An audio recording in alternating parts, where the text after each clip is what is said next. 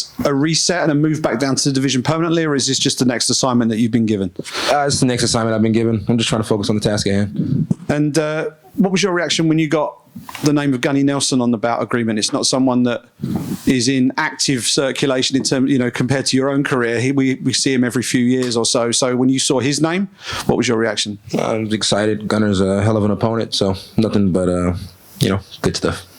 And your career is pretty incredible in terms of the cadence of your fights. I think barely 4 months goes by without you signing a bout agreement and stepping into the cage. Has there ever been any point where you said, actually, I'm just going to stop, I'm going to take stock, I'm going to take a month or two away just to take a break and then go again? Or are you happy just on this almost constant churn of fight week? Fight. Yeah, I mean, I've thought about it before, but it's like every time I think about sitting down for a little while, they call me and I'm like, hell yeah. So it's like after I hurt the rib, it would have been smarter to sit down, but at the end of the day, it's like sitting at home is kind of boring. So happy to be here. You've been on 2 fight skids in the past and always bounced back from that.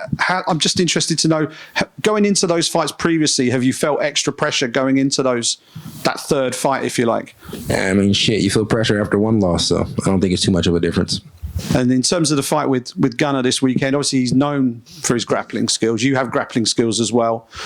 He's got solid striking. How do you see the most likely path to victory against someone like him? Gunner's a full-blown mixed martial artist, so just take what the defense gives me, and I'm pretty sure the defense will give me something. Great stuff. Thanks very much. Thank you. Kevin, right here. Talk to me about how important being active is to you. Is it, we've seen fighters talk about it being their mental health, or is it just for you? Is it something you like doing?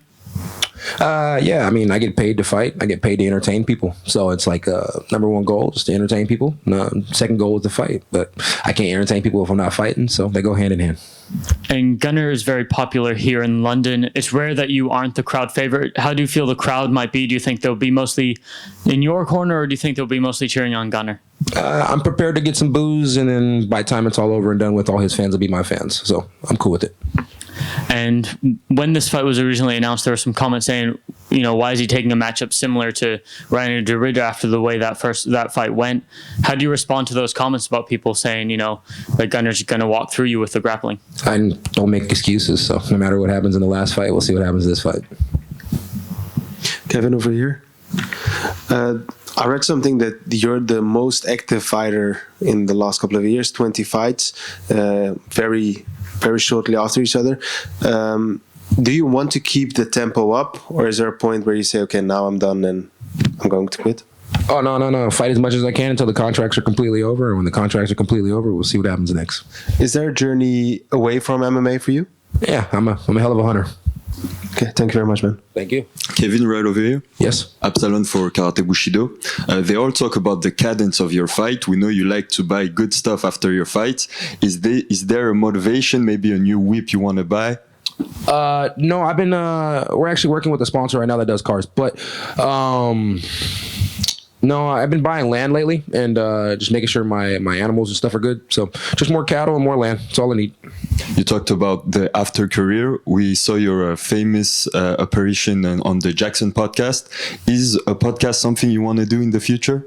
No, me personally, I don't listen to like the podcasts when I'm driving down the street, and I don't watch podcasts. So it's pretty hypocritical to do something that I don't do. I tried a podcast for a while, and I guess the fact that I don't watch them, I couldn't really get into it the way I need to. I had a hell of a podcast partner, but no, I just plan on, after it's all over and done with, I'll try and stick away from all the fighting and stuff and stick with the farming and the cattle, the hunting only. You were a great host. So you also had a fight before where you said that the more entertaining you want to be the most entertaining. Do you feel like more pressure because you're expected to be entertaining against Gunnar Nelson? No pressure at all. I mean, Gunnar has to be entertaining as well. I mean, if guys go out with the same game plan as RDR and shoot 3 seconds of the fight and look for a choke, I mean, if people think that's entertaining, great for them. But I mean, it's kind of fucking boring, but it is what it is. So, are you good with the surname Big Mouth? I'm good with any name, as long as you don't call me anything offensive. All right. Thanks a lot. Thank you. Back here, Hi, Kev. Good morning, first of all. You are one of the most active and entertaining fighters of practically the history of this sport. You fought practically everyone from Chimaev to Chiesa to Jacare Ponzinibbio, and many more. Which fight would you say was the toughest for you, and which fight did you have the most fun in? It's like most fun, just depends on the day. Toughest fight, probably one of the fights that I lost because obviously I didn't win. So, you know, it is what it is. What can we expect from you this Saturday night against Gunnar Nelson? I expect me to get my hand raised. Can you give us a prediction for the fight? I have no prediction. Gunnar's a hell of a fighter, so I'm pretty sure it'd be hard for him to make a mistake, but I'll pull one out. Thank you, Kevin. Behind here, Kevin, you're known for your trash talk in the cage. Has there been any opponent of yours where you get that same vibe of trash talking, or what that influences you? No, I mean, I never trash talk. I just have casual conversations inside the cage, and if you take it as trash talking, I'm sorry. Okay, and we spoke about your insane activity. When you look past the fight on Saturday, do you have any dream matchup, or do you just look what's coming towards you? No, my dream matchup is just always putting more numbers behind the next check, you know? So just get a dub so that way I can continue to get to a better spot in life. Thank you. Thank you. Hi, Kevin. I'm referring to your legendary finish against Jacare is my question. You don't predict anything for Saturday, but do you have dreamed about something? Like how in Jacare fight I said I had a dream about this. I mean, Jacare was more nightmares. I'm happy it turned into a dream though. Thanks. That was a light question. Hello, Kevin.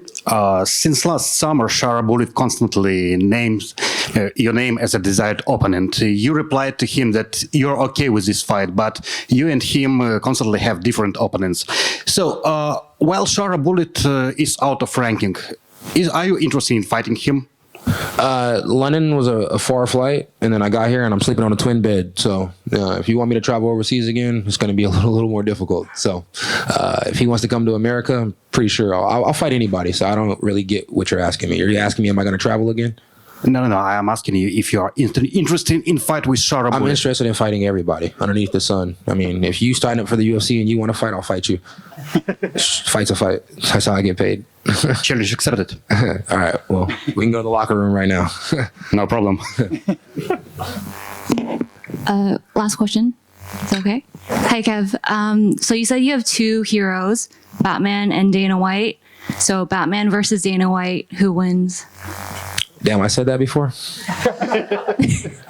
My bad. I meant black man. I'm black man. So next question or no questions? All right, guys. It's been a pleasure.